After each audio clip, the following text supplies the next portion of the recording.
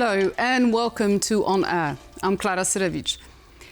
Today we are going to make some predictions and discuss relations between Germany and Russia.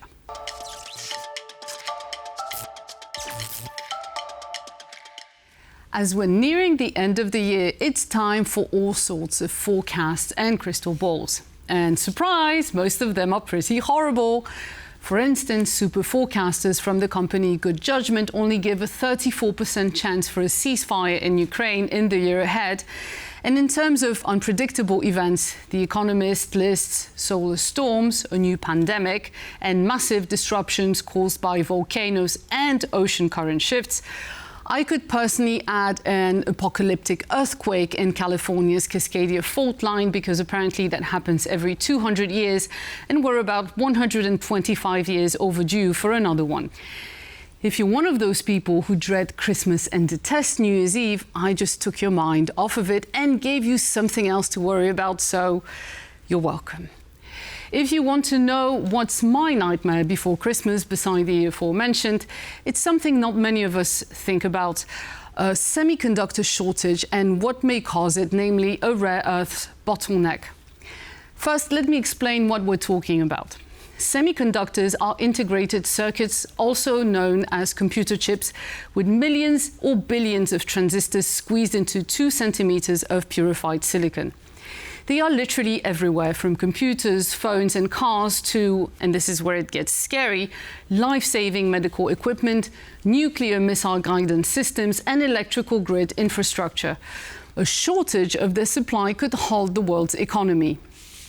To give you an idea of their impact, the US Department of Commerce estimated that a slowdown of semiconductor production during the pandemic cost the country's GDP a full 1%. For comparison, the average annual growth rate of America's GDP over the past few years has been 2%. We can see why the panic surrounding semiconductor supply chains now rivals that concerning oil and gas. But in this case, you can't say overpay and eventually find another provider. One pawn goes down, the whole thing goes bust. Let me call on the most obvious example: Taiwan. Why would China and the US consider starting World War III over an island the size of the Netherlands? Because Taiwan produces over 60% of the world's semiconductors and 90% of advanced technology nodes. Now consider this. In 2022, an earthquake clocking 6.8 on the Richter scale struck Taiwan, putting most of the world's chip supply at major risk. So that's just an earthquake. Notice I didn't hint at tsunamis or solar storms or alien invasions. Yes, alien life was mentioned in The Economist's potential scenarios for 2025. But there are less conspicuous supply chain bottlenecks. Now, that supply chain is staggeringly complex. Some companies play diverse roles, while others are highly specialized. But no single company, in fact, no single country, has the capacity to produce the most advanced semiconductors from start to finish without some form of import. And this is where the rare earths element comes in. I can see you drifting away here if you didn't like physics and chemistry that much. But think of it as a Marvel movie where the good guys and the bad guys all want the shiny crystals or some other artifact. And in this case, it's either microchip production capacity or a selection of minerals. Now take this sleepy town in North Carolina. As Wharton School professor Ethan Mollick wrote, the modern economy rests on a single road in spruce pine. At the end of this road sit 2 mines that produce high-purity quartz, a component indispensable to the semiconductor industry because it is used to make Czochralski crucibles needed to refine silicon wafers. I know you didn't get much of what I just said, but I'll explain that in a minute. Let's just say that those mines are the only known sources of high-purity quartz. And as economists at Conway added, if you flew over the 2 mines in spruce pine with a crop duster loaded with a very particular powder, you could end the world's production of semiconductors and solar panels within 6 months. So just to explain, Jan Czochralski was an acclaimed Polish physicist to whose discoveries we owe these very tasteful receptacles that I could totally see as fruit bowls in my house if they didn't cost hundreds of thousands of euros. Yes, without them, there's no production of purified silicon, No semiconductors, the world economy goes kaput. And the entrances to those mines, well, they appear to be completely submerged after Hurricane Helene. Have I managed to make you moderately terrified yet? If no, let's move on to the rare earth elements. You probably never heard of them. They have unpronounceable names that sound like gym supplements peddled in the manosphere. Dysprosium, for example, or something out of a Dune spin-off like Promethium. And much like purified quartz, they are essential to the production of microchips, but also other electronic components. China controls the biggest share of the world's rare earth reserves, with Vietnam, Brazil, Russia, and Australia trailing along. But the paradox is that they are not that rare. There are many deposits right here in Europe, but they are not easily obtainable. Their extraction and processing are so complex and environmentally destructive that most Western countries have outsourced them to, yes, China. When it comes to refinement and distribution, China controls over 60% of the market.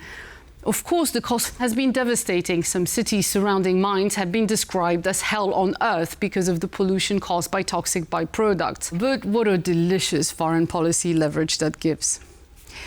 During a row with Japan in 2010, China halted exports of rare earths and some of their prices increased 30-fold in 1 year.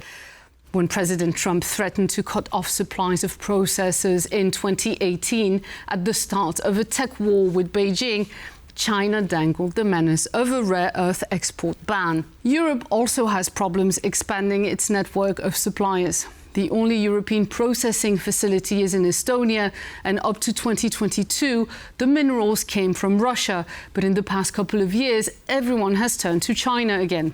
So unsurprisingly, Stéphane Séjourné, during his commissioner hearings 2 weeks ago, brandished a chunk of lithium ore, and President Macron paid a visit to Mongolia last year looking for alternative sources. The ongoing tech trade war between China and the United States is most likely to escalate.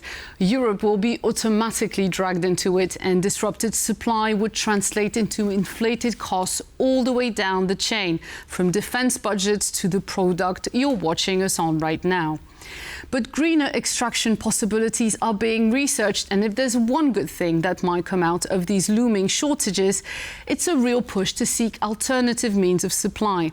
So maybe technology will save us, and instead of the range of potential disasters that reads like something out of the Old Testament, we could imagine the new year bringing a major industry shake-up triggered by radical innovation, like semiconductors made of plastic waste, perhaps. Please. Maybe Elon Musk has something up his sleeve, and that's why he's laughing so jovially at Mar-a-Lago, despite a massive trade war that may obliterate Tesla production. For once, I wish I could share his enthusiasm. Let's now move closer to home. Germany is facing the spectre of economic decline, and one person is looking forward to profit from that: Vladimir Putin. Weakening Germany and exacerbating its social divisions may translate into faltering support for Ukraine and a fracture of European unity. So, unsurprisingly, Russia is striving to deepen its influence, and with over 3.5 million residents of Russian heritage living in Germany, the Kremlin has found an excellent conduit for its multifaceted strategy. Find out how to weaponize a diaspora in this report. The leather-clad members of the Nightwolves, Russia's largest and most politically connected biker club, are not your typical motorcycle enthusiasts. With their slogan, "Wherever we are, there is Russia," emblazoned on their attire, the Nightwolves project an unapologetically nationalistic image. Unlike other biker gangs such as the Hells Angels or Bandidos, which shun politics, the Nightwolves align themselves with power, specifically with Russian President Vladimir Putin. Their annual victory tours commemorating the Soviet victory in World War II have taken them across Europe, including Germany, where they became infamous in 2015. However, since the EU imposed sanctions following Russia's invasion of Ukraine, these tours have been curtailed, with members barred from entering the EU. Being together is very important for Russia. This European individualism does not take root here. By the way, Europeans also want the same thing. Deep down in their souls, they are drawn to Russia. While the night wolves remain a fringe cultural phenomenon in Europe, the rise of pro-Russian sentiment within segments of German society has caught the attention of analysts and policymakers. This sentiment, bolstered by Moscow's soft power initiatives, is reshaping Germany's political landscape. Germany's far-right Alternative for Germany and Sarah Wagenknecht's freshly formed political party have emerged as key players in this pro-Russian undercurrent. Both capitalize on discontent with Germany's mainstream politics, albeit from different ideological angles. The AfD, known for its anti-immigration stance, has gained traction among Russian-speaking Germans, a community of over 3.5 million. Many within this group express pro-Russian views, particularly regarding the war in Ukraine. Allegations of AfD members maintaining ties with Russian entities have only deepened concerns about Moscow's influence within the party. Your visit to the Russian Federation is a perfect opportunity to continue the dialogue, to look for additional points of contact. On the left, Sarah Wagenknecht has positioned her alliance as a vehicle for disillusioned voters. Since her departure from Die Linke in 2023, Wagenknecht has framed her party as a counterpoint to NATO and the German government's support for Ukraine. Her calls to end arms shipments to Kiev and prioritize peace talks with Moscow resonate with voters wary of escalating conflict. Wagenknecht's rhetoric has drawn criticism for aligning closely with Kremlin narratives. Despite her claims of opposing the war and condemning Putin, her policy proposals serve Moscow's strategic interests. This perception has solidified her role as a key conduit of pro-Russian sentiment in Germany, overshadowing even the AfD in importance to the Kremlin. The Ukrainians are supposed to die for our freedom, and we shall supply them with weapons until their victory, which unfortunately even the Ukrainian generals no longer believe in. This war must be ended through negotiations, and very quickly. Russia's influence in Germany extends beyond party politics. Through cultural organizations, diaspora networks, and media outlets, Moscow has cultivated a robust apparatus to shape German public opinion. Orthodox churches also play a subtle but significant role, fostering connections within Russian-speaking communities and promoting loyalty to Moscow. As Germany approaches its next elections, the influence of these forces could have far-reaching consequences. A shift in German foreign policy, whether through reduced support for Ukraine or a softened stance toward Moscow, would reverberate across Europe. Welcome back. We have Dr. Łukasz Jasiński with us today. He's an analyst on Germany in the Weimar Triangle program, and we are going to talk about German-Russian relations. Hello. Hello, thank you for having me. Russia has a history of using the German diaspora and its cultural institutions, even the Orthodox Church, as fronts for espionage and sabotage activities, but also to leverage these institutions and these people to shape German public opinion. Do you feel these tactics have found a particularly favorable ground in Germany? Well, it depends which part of German society, German public opinion we will take into consideration. Especially the inhabitants of the eastern lands of Germany, so basically the former German Democratic Republic, are here quite prone and quite open for this pro-Russian narrative, pro-Russian, well, I dare say cliches or misleading information. It has a lot to do with traditions of German politics, perceiving Russia as a very important or the most important actor in the region. It also has something to do with distinct fear of Russia and this sense that actually you cannot win with Russia because it's a nuclear superpower and so on. However, I dare say that the hybrid actions undertaken by Russia, this disinformation, plays only limited role because according to, for instance, a report made by Friedrich Ebert Foundation, so the foundation that is very close to the SPD, German Social Democrats, 3 out of 4 Germans perceive Russia as a major threat, not only for Germany itself, but also for the European Union as a whole. Furthermore, 2 out of 3 Germans, according to this report, expressed their skepticism towards Russia and is against maintaining any closer cooperation with Russia in the future. considering that Germany is the primary European victim of the hybrid warfare that you mentioned, with the recent undersea cable cutting and an assassination attempt and the DHL package that exploded. So I get the feeling that despite all of this, the German government's answer to these threats has been a bit tame. Well, it's also depending from the political party and which politician we are talking about. Chancellor Scholz is trying to position himself as so-called Chancellor of Peace. So a politician who is very reasonable, who tends to tone down the emotion, avoid any kind of panic in the public opinion with regards to Russia and its threats. From my point of view, also the personal features of Scholz have something to do with this approach towards Russia, with this very mild approach. Well, to put it bluntly, he's perhaps not the most courageous German politician that we can imagine right now. Do you think there is a reason why Germany has been a particular target of Russia's hybrid warfare?